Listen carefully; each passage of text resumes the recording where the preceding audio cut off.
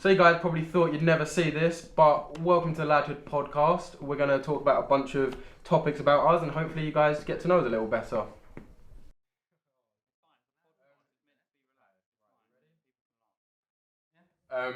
So we all went to primary school together. We all went to St Mary's. And then us three, me, Dom and Dan, actually went to the same secondary school together. Finley was off, God knows where. You were somewhere else. No. And then we actually we went to the same sixth form and uni as well. Me, Dom, Dan. Dan was in Bristol and then transferred over. But that's how now we're all together. But so we first met in primary school. We all dabbled in musical instruments and sort of things. And then when we all start to get together for a band, it was It's been about 2 Easter, 2 years? yeah, it's 2 years ago. I think Easter 2022. yeah. Yeah, so we used your outhouse, didn't we, to record our first. But that was officially with all of us, wasn't it? Yeah, that was when we started, and we recorded our first 3 songs in your that outhouse. Easter. Yeah, What was the first one? Was Dear Dolly, Lightning Girl, and then Oh Well, yeah, and that was all in a couple of days, wasn't it? Yeah, we recorded that quite quickly, and then we actually. Oh Well was from your SoundCloud days, actually. Yeah. We made Lightning Girl in December of 2021, and we just made it. We were playing around in your room. Lightning Girl was from a riff that you said that Lightning Girl was a couple years prior. And then we just kind of put it together. But so yeah, we recycled some of your SoundCloud songs. That's and why then, it says I'm 17. Yeah. Yeah, not 17. A bit outdated. But then Finley, you as well. You write songs that we kind of. Yeah, I mean that was from when, because I've got a recording of me and Dom's first ever session playing. You guys were in a band together beforehand. You guys were in a band that was called the Colour Orange. Well, that was even later than that. But before that, we used to just jam together. Oh yeah, okay. So that was 2017 is our first recording of us playing Friday I'm in Love by The Cure. And it's awful. But yeah, so we did that for a while, just going back and forth between each other's houses, doing bad covers. And then we made The Colour Orange, but that never really went anywhere. But we do we use one of the songs from that band or something, didn't we? But that was all in the meantime while you guys were Hard Shoulder, wasn't it? So me, Dom and Dan, we were in a band as well. We wanted the neighbours at that point. Yeah, we were the neighbours. We all wanted to be in a band together, but there's just the timings never worked. Yeah, because you were at the Hermit a place in the Hermit in Brentwood, and then you could just never make it. So timings never worked. But finally, when we went to uni and we actually had a bit of spare time, we actually became a band. And then still we weren't together. Still weren't together, but. And then that kind of led to our first gig, wasn't it? And that was a Arctic Monkeys cover gig. Yeah, that's in a back garden. In a back garden, about 10 people there. Yeah. We played 6 songs, didn't we? What were they? It was so 6. I see if we can remember the order though. I can't remember the order. One of them. Mardy Bum, Fluorescent Adolescent. Do Me a Favour. Are You Mine? Yeah. When the Sun Goes Down. I think it was 505 as well. Actually. Yeah. That was 505. And then we practiced. We did under a week we learned all those songs and got them as best as we could. Yeah. Well, so that was the funny thing because we were in this back garden. Obviously, it's not a Reading main stage or anything, is it? It was on a patio, and then getting slated in the comments on TikTok. TikTok loved that. Like our stage presence on a patio. But then also one of the greatest comments and digs I've ever had at me was because in Are You Mine I wasn't good enough to play the guitar, but I still had the guitar around my neck and just singing with it. And one beautiful comment. I wish we had the name of the individual, but he said, "Is that guitar for decoration?" And that was the goat comment. That was beautiful. On our TikTok. But then that led us down this path that we're at now. So we did some cool places so far. Yeah, so after that we did the it was the one down here in your house. We threw our own gig, invited a load of people. That was like a house party. The house. Yeah. That was quite good. We did 12 songs for that. I thought it was 10. Well, it could have been 10. 10. I think it was 5 covers, 5 original. Four originals. Yeah, 4 originals because we had that and we had Promise You at the time. And then it was the New Year's Eve gig. And that was that was our first paid gig. That was second paid, but it was still a private gig. Yeah. Our like First other professional gigs came a bit later. But yeah, so that's how we started and originated. Yeah.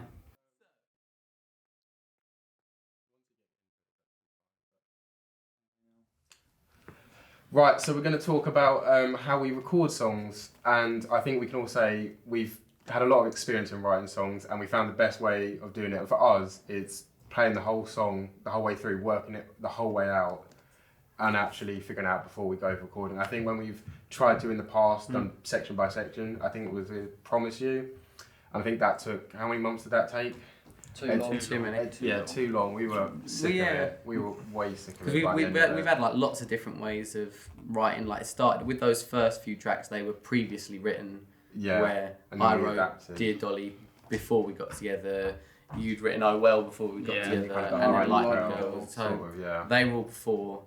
And Promise You as well, I wrote before, but then that was the first one where it was like coming together.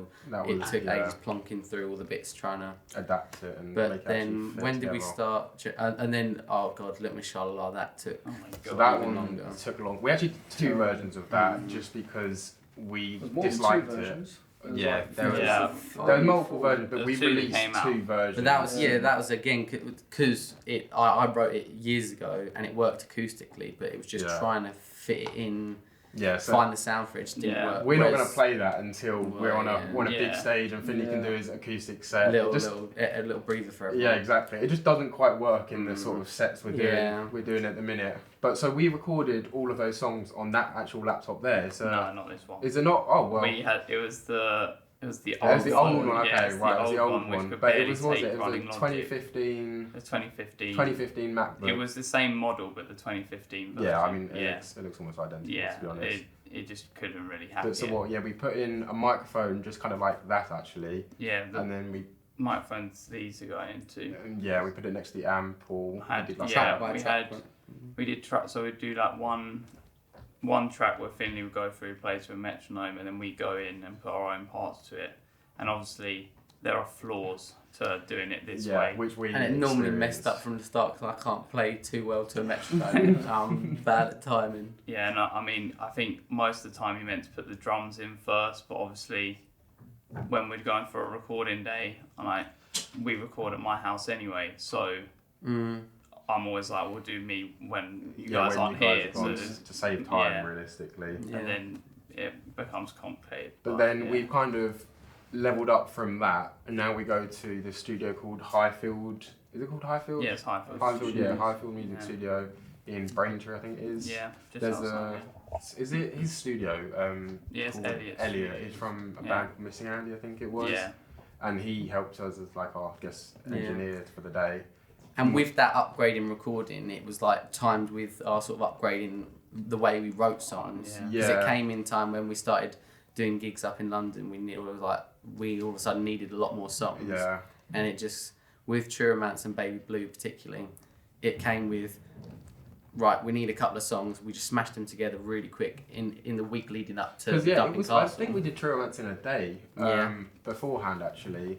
Which is quite impressive. Well, because that was another one where I had it written before, but then we just put it together. Just because it was like just before a gig and then we needed. Yeah, somehow it's pressure. We do well when there's pressure. And Baby Blue was the same for the same thing, and then we took those 2 into the studio and recorded. Yeah, and that's what we recorded, and then we've actually got another recording studio date coming up, so hopefully we can record a couple more. That'd be the next 2, and again with the writing process of that's like another evolution of writing where with the next one, I Know She Knows, which we're recording in April. About a month or something. We that was our, out of all the songs we've done, is the most collaborative one where instead of someone writing it then bringing it to the band, it was very much like, it started with Dan's riff. That's how some of our songs actually start. That's how we get melodies as well. And then the melody came from me. I think I was like trying to like hum something into the microphone. I was that sounds kind of good. And then I'll just translate it down on the guitar. And it sounded really good initially, and it like sort of went through variations. And then that became the pre-chorus lick as well, didn't it? And then I did a bit of the chorus, you did your own bass, Yeah. and that was like our one where it really came together. And I think that's our best. I song. think that's our best song actually. Yeah. But then also I think it might not be that song, but like we take bits from other songs. Like you're listening to Dom's SoundCloud. That Baby Blue. Once or twice in the pre-chorus. It does take like little hooks. Yeah. Oh, and the chorus for because Baby Blue, the verses were from a song that I previously written, but the rest of it was rubbish. How do you then write the rest of the songs? Like, what's your sort of process for writing? Would you say, even if you have one? It's slightly different, but it's just I don't know. I'm not very good at guitar, so all of them have been. I think the most chords I've squeezed into a song is 4. You like a most of the time song. It's 2. Yeah, you do. Most of the time it's F and C, just with a different capo. But then I think that just goes to show that like you can just there's so many melodies that you can sing over that, and obviously the basic level of the songwriting is really basic. But then when everyone chips in with a little bass parts, little drum parts, little lead guitar parts, comes together. That's when it sort of evolves. Beatboxing at me. Telling you what to do. Yeah. With Baby Blue in particular, it was the verses had come from a previous song. Then it was that week before we were trying to scramble for a new song, and we flicked through Dom's SoundCloud, and there was some chorus for one song we nicked that for a pre-chorus. Or like the melody and like a little. Oh no, actually, what's the lyrics as well? Was it once or twice? That was the chorus bit, and we used. Oh, and I changed the melody slightly for the pre-chorus, and then with the chorus, you had some other. It wasn't a guitar loop or something that you had. Probably. In one of them, and then that became the vocal melody in the chorus for Baby Blue. So that was a real So that's mishmash of. That's resulted in us. How many songs have we got now? Unofficial and like the release. Recorded, ready. Recorded 7? Is 8 even, because we got Dear Dolly, Lightning Girl, Oh Well, Promise You, Sha-La-La. No, Baby Blue's number 7, I Sha-La-Las. think. But if you count Sha-La-La as 1, okay, Baby Blue is 7. number 7, I think. Okay, so then it'll be 8 and 9. we got I Know She Knows 8, and then we kind of wrote a new one with like 80% there on it. So we're like 9 songs, which is it's not a bad place to be. We've been together 2 years. Enough for an album. Kind of developed. We want to get 12. I think we're aiming for about 12. 12 songs, but you know what? 2 years we've been up on the up. That's it. Yeah. Up on the up.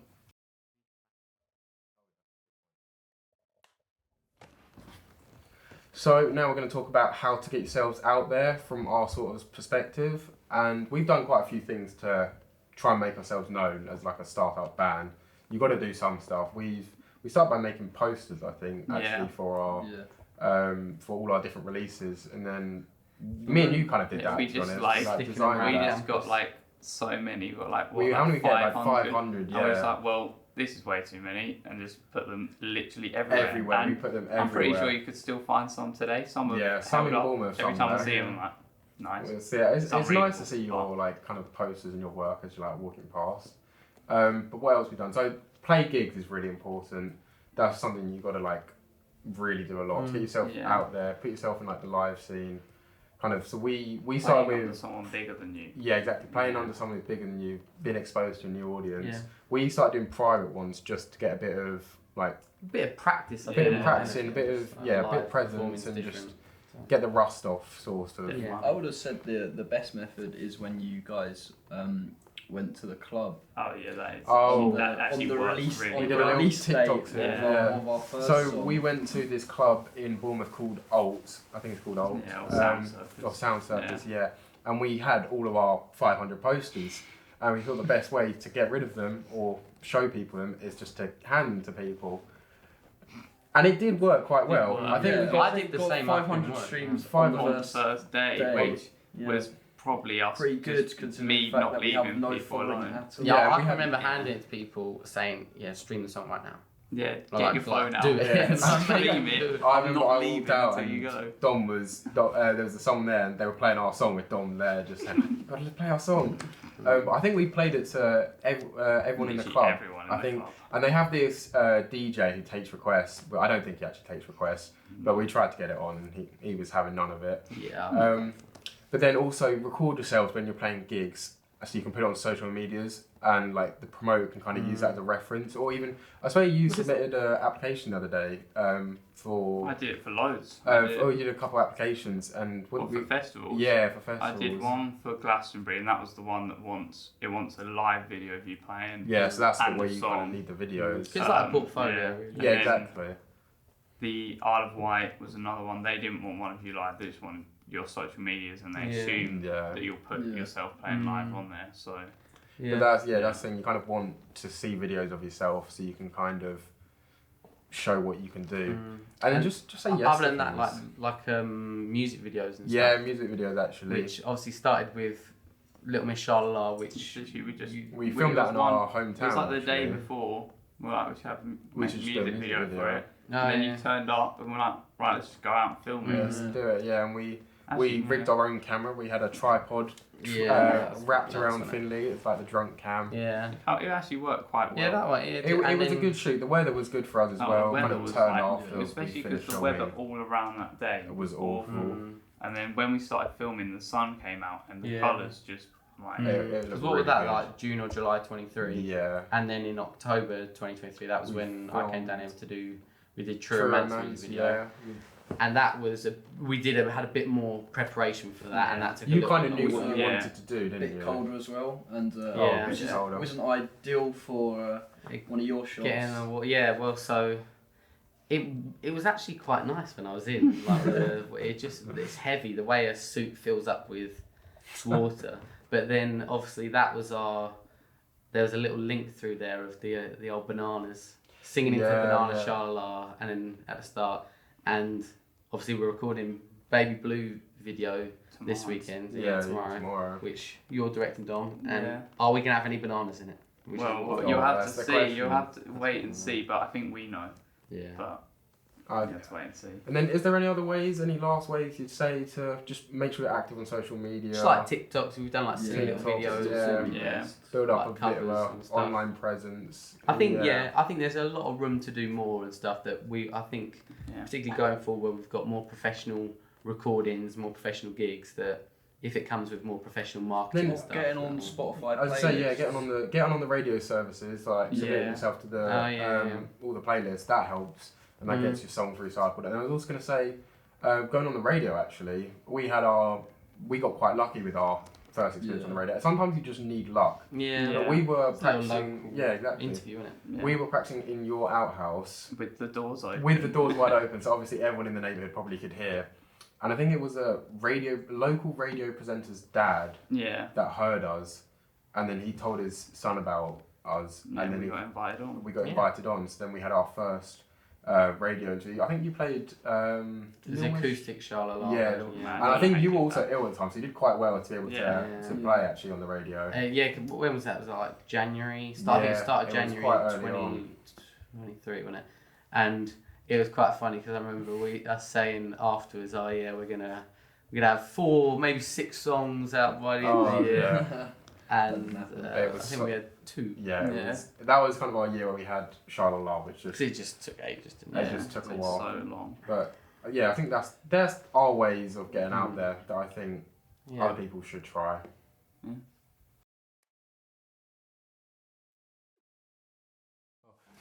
Right, so the future of Ladhood. In the short-term future, we've got a gig actually coming up soon, and then we're also going to go to the recording studio and record 2 new songs. We're going to record, what was the first one called? I Know She Knows, and then another one's like unnamed at the minute. Yeah, it's not finished. We tried to make it for our last gig, and we kind of ran out of time. But in trying to do that, we got really far. Got a lot. Through it, but then so we want to play some bigger gigs really. We want to build ourselves up. I think our biggest gig today is the O2 Academy Islington 2. You've got to add that bit. Which was that was a great gig. That was really like proper good. Music venue, big crowd, big stage. Big stage, yeah. Compared to what we used it was a lot of people actually. I think it was like 150 people were there, which was that was really good fun. That was our biggest gig. The more of those that we get offered, that'd be great. That's it. Obviously, most of the stuff is more like pubs and but just like pubs in London, pubs, that have been converted. And then I think like that kind of builds to our ultimate aim, trying to be Reading Festival actually. That's great. Yeah. We've all been to Reading Festival a lot. Yeah. Like I think on like one of the small stages. any stage, you know the BBC introducing. You actually had some like a friend who played on there recently. Well, yeah. So like it's good to see it's possible. It's good to see it's possible. And then so we want to release a 12-song album as well. Yeah. We kind of mentioned that earlier, but like that is like our aim. Our ultimate aim is to release an album where we can have that, and I think maybe we might make more songs so we can refine it. We've been speaking about that. Aim for 15 and then knock off some of the weaker ones. So it's actually a strong album. Because what we found is that each song we write seems to be better than the last, or like in a general. Yeah, I mean, I think there was a point after, just before True Romance, we kind of developed a new sound. So that might keep happening in the future where we kind of. Because we got scared that we weren't rocky enough for the Dublin Castle. We were like, oh my god. To be honest, we probably weren't rocky enough, so it was quite good we made those adjustments. We made Oh Well a bit more rocky. Did Dolly as well. Did Dolly rock? We made Lightning Girl. Yeah, all of them. Really. Yeah, we just rockified it, if that's even a word. We just carried that on. We want to try to get on BBC introducing, is it called? Yeah, BBC introducing the radio station. Yeah. That would be quite good today. We've been played on a few local radio stations, but kind of BBC introducing is kind of like the pinnacle for start-up bands. And maybe go on tour actually, that'd be quite fun. Maybe like have a band van or something. Yeah. That'd be great. That'd be quite fun. I know you're going to Australia at some point. Yeah, so, like and you're going to Australia, so you never know. We might end up in Australia. You need to get out of uni, but another year. Got to graduate. Yeah, you got to graduate. But maybe to go in Australia, that should be quite fun. But any other hopes for the future? Plenty of time to do loads and stuff. Well, even to just make a living out of like the band, that would be like quite something just to. That should be insane. Because I feel like if I can make a living off the band, that's what I'd do. Oh yeah. Yeah, 100%. But that then, that would actually be insane. But then even like more than that, I think just being able, if we've got a complete album that, you know, if you're proud of, because obviously it's the songs we've got at the minute, it's like on Spotify we've got a few that we really like, then there's ones that from when, you know, when we were younger and it's a bit weaker recording, a bit weaker writing. But if you have like a polished, nice album that is out, that's something you can just be proud of, I think that's just. Yeah, no, I think that's our ultimate aim. I think we've discussed that quite a bit. That's what we're working towards. So look out for that album. It will be out at some point. Yeah. Okay. Right, so this next section is going to be sharing some tips and tricks that we've kind of found through our own experiences. Going to help out some aspiring musicians out there. Not that we're far from that, but give us some tips. So I think, Dom, do you want to start us off? Got any tips, man? I'll give you some mixing tips. Oh yeah, mixing tips. They work. If you're using like Logic or some FL Studios or something, just learn it inside out and don't bother watching loads of YouTube videos on how to do different effects and things, because you just need to listen for what's best for the song. Because I used to be like, oh, I want to learn that effect, so I just put it on the song. And then you're like, oh, it sounds terrible. Yeah, and I think with that is to stay consistent with it as well, because you're going to get like downhearted. You'll figure out each song. Your first song's not going to be the best, and then each song kind of gets a little bit better, and people will tell you, because each song that comes out, I personally think has been mixed better and better. And recorded. Yeah, and recorded better, obviously, but now we go to the studio, but like... So yeah, that's it. Speaking of studios, a tip about a studio is get your songs prepared beforehand. That's what we did. I think we did 3 in our last studio day, but that was a bit rushed. But also so if you want, if you're not asking the engineer to mix your track, track, we kind of did a bit. So most people will go in 2 to 3, do, like one song. One song. Because if they're getting it like properly mixed, okay. You need a lot of time and like tweaking and stuff. Because we then went home and re-recorded a couple of bits because we weren't happy with it. So I think for us, 2 songs in like 2 an 8 songs hour day. in a day. That's what we're doing at our next recording studio thing.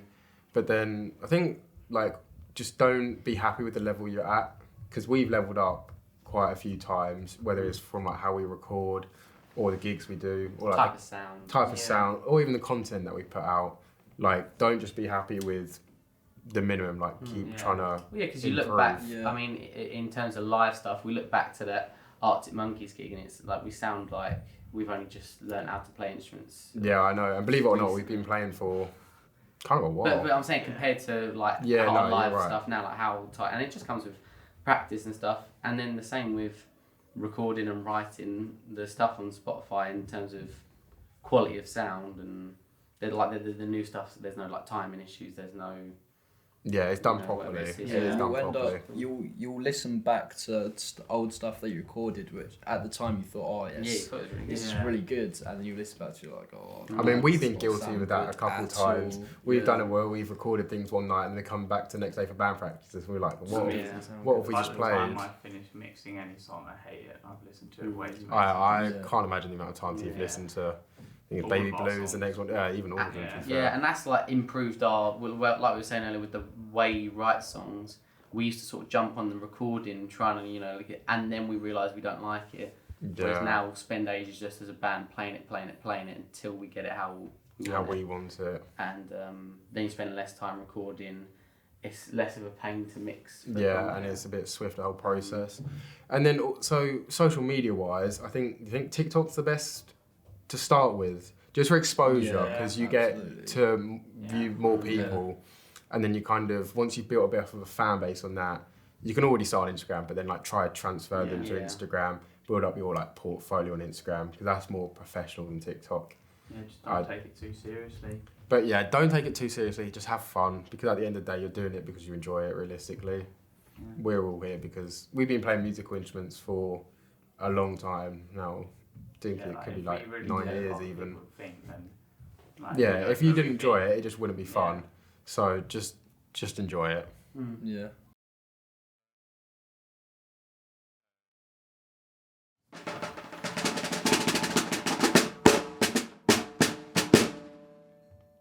Right, thanks for that, Finley. We're going to now move on to some fans' questions that I put out a poll a while ago. And some fans have answered some questions, and we're going to give them a response. So the first question is, if you could open for anyone, who would it be? We're going to have different answers, aren't we? I've got it, yeah. Go around the circle. Yeah, go around the circle. Well, does it matter if they're not together anymore? Do current bands that might actually happen. At least alive. I'd say Fontaine's DC. Fontaine's DC. That's a good one. Yeah. Okay, who's would yours be, Finley? Strokes or Arctic Monkeys, I think. I think the Strokes I'd like. I would have said Sam Fender. Sam Fender. I would personally say Sam Fender. We saw them at at Reading, and they were incredible. So yeah. Next question: best gig you've ever been to? We'll start with Daniel this time. We're sort of backgrounds. Ever been to? Oh, well, would it count if it's like Reading Festival? Yeah, it counts. Pick a day, or the act. It or would have something. been. It probably would have been. It probably would have been Sam Fender. Yeah. Sam Fender. What was that? 2023. Yeah, or probably Fontaine's DC as well. That was really good. Yeah, I feel like, especially when they invite fans up onto the stage. Yeah, what was that dude's name? Gets me so Dexter. Hyped. Dexter gets me so hyped. I love that. So, what's your best gig, Finley? I think when you were saying Fontaine, I think that Saturday day at Reading where in the crowd 3 in a row it went Fontaine's DC, Wolf Alice, Arctic Monkeys. Yeah. Back to back, and that I think. Did you think the Arctic Monkeys were that good though at that gig? Well, that was. A lot of people. I've seen 3 times. They only know like 2 songs. Yeah, but out of the 3 times I've seen him, that was the best I'd seen him. But all the times I'd seen him was the Tranquility Basin onwards. Yeah. So it's that newer sound that a lot of people don't like. Okay. What would you say, Dom? I'll say to be different from it because I think that order was pretty cool. I mean, I love seeing Liam Gallagher. I've seen him like 5 times. Yeah, so we've been quite a lot. I can't really not mention him, but I'd say the best gig. I feel like it's almost because it took me by surprise. The 21 Pilots at Reading. They were really good. They had a good crowd involvement with them as well, actually. They just as soon as they came out had a hold over the crowd. They did really well. They performed. So next question is, what are some of your influences? Has anyone got any major influences, or is it kind of just a bit from different people? I'd say as like a guitarist, I have like quite a few influences. I think obviously like the main ones would be like Jimi Hendrix. That's everyone's like go-to. Or I would say Angus Young from AC/DC. Okay.